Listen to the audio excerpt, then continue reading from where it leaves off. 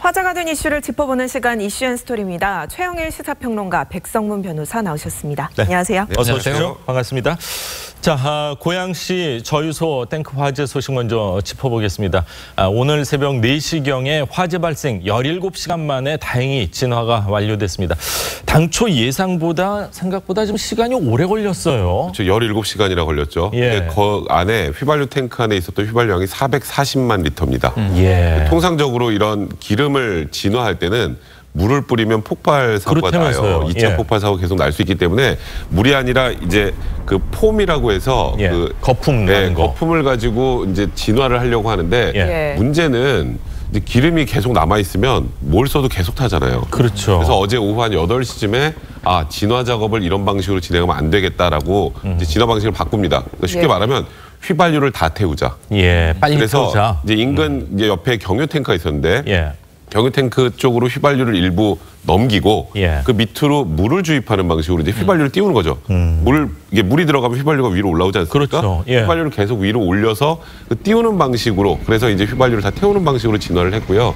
말씀하셨던 것처럼 오늘 새벽 3시 58분경에 완전히 진화가 되고 4시 3분에 화재 대응 단계가 모두 이제 해제가 된 그런 상황입니다. 예, 지금 말씀하신 그 정도 양이면은 중형 승용차 40만 대를 가득 채울 수 있는 어마어마한 양이라고 하는데요. 자, 화재 원인이 근데 오리무중 상태입니다. 경찰은 CCTV 상에서도 이 별다른 외부 요인 찾을 수 없다 이렇게 밝혔는데 송유관공사 관계자의 목소리 직접 들어보시죠. 오늘 화재 전에 특별한 다른 작업을 했거나 이런 게 있나요? 내부적으로 다른 작업한 건 전혀 없습니다. 네, 다른 작업한 거 없다. 네. 이런 관계자의 얘기였는데요. 이번 고양 저유소 화재 사고 과거에도 비슷한 사례가 있었다고요? 있어요. 2013년 구미라든가 2004년도에 부산이라든가 이 저유소에서의 폭발이나 화재 사고가 있는데 이번과 다른 특이점은 당시에는 작업 과정에서 불똥이 튀기거나 맞습니다. 이런 식으로 화재나 폭발이 났던 거거든요. 그러니까 이번은 지금 인명피해가 없는 게 천만다행인데 아까 이야기 들으셨지만 작업 중인 게 아무것도 없었다는 거예요. 그럼 자체 폭발이라는 얘기인데 그 문제는 유증기를 지금 의심하고 있습니다. 탱크 내에 기름이 기화가 돼서 증기 상태로 있으면 압력이 높아지게 되는데 이것을 수시로 빼내면서 공기를 순환시켜주는 파이프가 있다는 거예요. 그 파이프가 막혀서 유증기가 팽창하다 보니까 내부에서 자체 폭발이 1차로 있었고 거기서 불이 났고 2차 폭발이 또 이어진 것 아닌가 하는 의심이 있는데 이건 정말 정밀한 감식을 통해서 확인해야 될 것 같고요. 문제는 이렇게 아무 작업이 없는데 폭발한 건 첫 사례입니다. 지금 이 고양에 있는 저유소가 94년에 만들어졌는데요. 20년 만에 최초의 화재 사고거든요. 그렇군요. 그러다 보니까 그 원인 분석이 상당히 철저하게 이루어져야 할 것으로 보여집니다. 그렇군요. 아직 뭐 특별한 원인이 없다면 언제든지 발생할 수 있다 이렇게 생각할 수도 있는 거 아닐까 하는 생각이 들어요. 대한송유관공사에 4개의 저유소가 있는데 그 중에 하나가 고양이고요. 그리고 이제 나머지 이 사설업체들의 저유소들이 전국에 많이 있기 때문에 저유소에 대한 전반적인 전수 점검이 필요한 것 아닌가 하는 생각도 듭니다. 그렇군요. 주유소 가기 전에 이제 저장 탱크다 이렇게 보면 될 것 같은데 정말 큰 대형 화재에 많은 분들 놀라셨을 텐데 멀리 뭐 강남 송파에서도 다 보였다고 그러더라고요. 어제 심지어 우리 동네에서 검은 연기와 불기둥이 보여서 오인 신고도 굉장히 많이 있었습니다. 어제 그 SNS 그 실시간으로 쭉 보면 오후 한 3시에서 6, 7시까지요. 이 고양 화재에 관련된 이 영상을 찍어서 올린 사람들이 정말 많았어요. 그걸 찍어서 올린 사람들이 고양에 사시는 분들이 아니고 서초구에 사는 분들도 보여서 찍어서 올리고 지금 저 화면은 북한산 정상 근처에서 찍은 사진이라고 하는데 무슨 화산 폭발했을 때 저런 연기 나는 것 같습니다. 그러니까 저 엄청난 저희 그 검은 연기하고 또 이게 진화 작업이 아까 말씀하셨던 것처럼 17시간이나 걸쳐서 이루어졌기 때문에 굉장히 많은 서울 분들이 목격할 수밖에 없었고 또 심지어 저 지역 주변에 사시는 고양시에 사시는 분들은 혹시 무슨 큰 문제가 발생한 건 아니냐 해서 대피하는 그런 분들까지 있어서 그 대피하는 그 지역에 교통 체증까지 벌어진 상황이었다고 하니까요. 어제 정말 큰 사고가 났던 겁니다. 네. 불기둥이 정말 컸고요. 저렇게 연기도 굉장히 많이 올라온 모습을 볼 수 있었습니다. 다행히 인명피해는 없었는데 유해가스가 좀 퍼진 거 아닌가 이런 우려도 있거든요. 그 걱정은 너무 크죠. 이 중소도시 하나에 건물 하나에 화재가 나도 유독가스 맞습니다. 문제 또는 길에서 승용차 한 대가 불타도 그 매연의 유독가스 문제. 그런데 이 440만 리터가 타버렸는데 유독가스 문제가 없었을까? 날씨가 천우신조였습니다. 기상 상황 때문에 지금 다 분산이 돼서 그렇군요. 고향 지역뿐 아니라 전국적으로 공기 상태는 맑다고 하고요. 딱 하나, 그러니까 미세먼지부터 초미세먼지, 그다음 유독성 물질 다 괜찮아요. 오늘 아침 출근길 괜찮으신데 이게 11월 이후에 발생했으면 공기가 우리나라에 정체되어 있는 상황에서 이 정도의 화재가 발생했으면 유독가스가 수도권 일대에 상당한 영향을 미칠 수 있었다고 합니다. 다행히 이제 저것은 이제 공기 중으로 다 흩어진 상황이 되겠습니다. 다행이라고 봐야겠습니다. 저유소에 남아있던 기름만 중형차 6만 대를 가득 채울 정도였습니다. 이렇다 보니까 기름 공급에 차질은 없는 건지 이런 걱정도 있는데요. 저유소 운영사 대한석유관광공사 측 입장 들어보겠습니다. 주로 인천이나 서울 북부, 그다음에 서울 서부권 이렇게 경기 북부권역을 보신다, 운송하신다 보시면 될 것 같습니다. 저희가 내기의 땡크가 더 있습니다. 이번 화재로 인해서 휘발유에 대한 석유 공급 차질은 전혀 없다고 보시면 됩니다.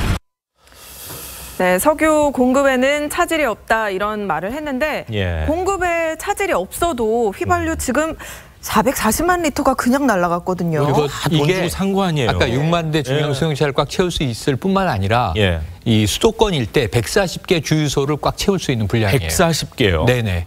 그러니까 지금 여기 이 그 고양 저유소에만 7,700만 리터 넘게 있는데 그중에 적지 않은 양이 이제 불타버린 거죠. 이걸 금액으로 환산하면 40억 원 정도 된다고 합니다. 40억 원이 그냥 불에 타버린 거예요. 그러니까 이건 저는 이 원인 조사를 철저히 할 뿐만 아니라 책임 소재도 물어야 된다고 생각이 되는데 우리가 흔히 얘기하는 말이 있잖아요. 기름 한 방울 안 나는 나라라고 합니다. 이게 지금 유조선으로 외국에서 들어와서 정유공장에서 가공이 된 다음에 송유관을 통해서 저유소로 가고 저유소에서 이제 일반 소매처로 가는 거예요. 근데 그 중간에 저장돼 있던 기름이 탱크 하나가 다 홀랑 불타버린 상황이 됐습니다. 그래서 저는 정말 저게 타는 걸 어제 17시간 동안 타는 걸 보면서 자, 결국은 일제 진화가 안 되기 때문에 연소 진화로 바꾸긴 했는데 안전한 방법이 최고죠. 안전이 최고인데 그럼에도 불구하고 야, 저 기름이 타지 않았으면 얼마나 또 요긴하게 생산성에 쓰였을 자원인가 하는 안타까운 생각이 들더군요. 정말 안타깝고 그냥 공중으로 돈을 태우는 돈을 태우는 거나 다름없죠. 똑같죠. 자, 앞으로는 저런 큰 사고가 발생하지 않도록 이번에 원인 조사 철저하게 좀 밝혀야 될 것 같습니다. 자, 다음 이야기를 좀 하겠습니다. 즐거운 소식, 반가운 소식입니다. 방탄소년단이요, 뉴욕 심장부 시티필드 공연장에서 한국인 가수 최초로 단독 콘서트를 열었습니다. 공연 전부터 다양한 화제거리를 만들었다고 하는데요.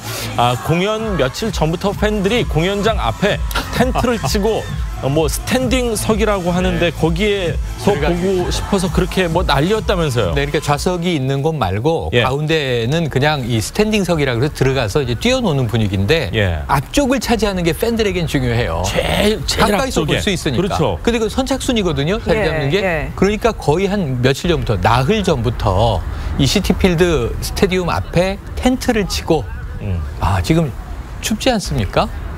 뉴욕 추울 텐데요. 근데 그렇죠. 뉴욕의 가을인데. 근데 저기서 나흘 동안 이제 노숙을 하면서 줄을 서서 들어갔다고 하고요. 지금 몇 가지 기록이 있어요. 그러니까 저게 4만석인데 저기를 비욘세도 꽉 채우지 못했다고 해요. 지금 우리 방탄소년단은 꽉 채웠고요. 그리고 티켓 오픈 20분 만에 4만여 장이 매진이 됐고요. 줄 서서 봤고요. 그리고 어제 난리가 났고, 그리고 이 노래 첫 곡 아이돌로 이제 등장을 했는데 폭발적인 떼창을 함께 불렀는데 신기한 거는 전 세계의 팬들이 모여서 한국어로 떼창하는 기현상이 보여졌습니다. 맞습니다. 현지 팬 열기가 어느 정도였냐면요. 이 방탄소년단 콘서트를 위해서 지하철 운행도 조정이 됐습니다. 뉴욕 지하철에 한강 안내문이 붙었어요. 여기 지금 시티필드가요, 그 메이저리그 야구팀 뉴욕 매치 홈 경기장이에요. 홈구장이에요. 지금 말씀하셨던 것처럼 여기는 정말 그 미국에서 최고의 가수들이 저기서 공연을 해도 가끔 매진이 안 되는 그렇죠. 네, 그런 곳인데 이제 지금 조금 전에 열기 보셨지 않습니까? 그러다 보니까 뉴욕 지하철 공사에서 BTS의 시티필드 공연 때문에 지하철 대체 노선을 추가한다. 그러면서 지금 조금 전에 보셨던 것처럼 영어뿐 아니라 한국어 안내판까지 했을 정도로 지금 저 방탄소년단의 이번에 시티필드 공연은 미국 내에서도 좀 굉장히 이제 이목이 많이 주목이 됐던 그런 공연이라고 봐야 될 것 같습니다. 네, 그렇군요. 저희가 영상 계속 보고 있는데요. 그러면 한국어로 노래 따라 부르는 뉴욕 아미들, 뉴욕 방탄소년단 팬들의 목소리 직접 들어보시죠.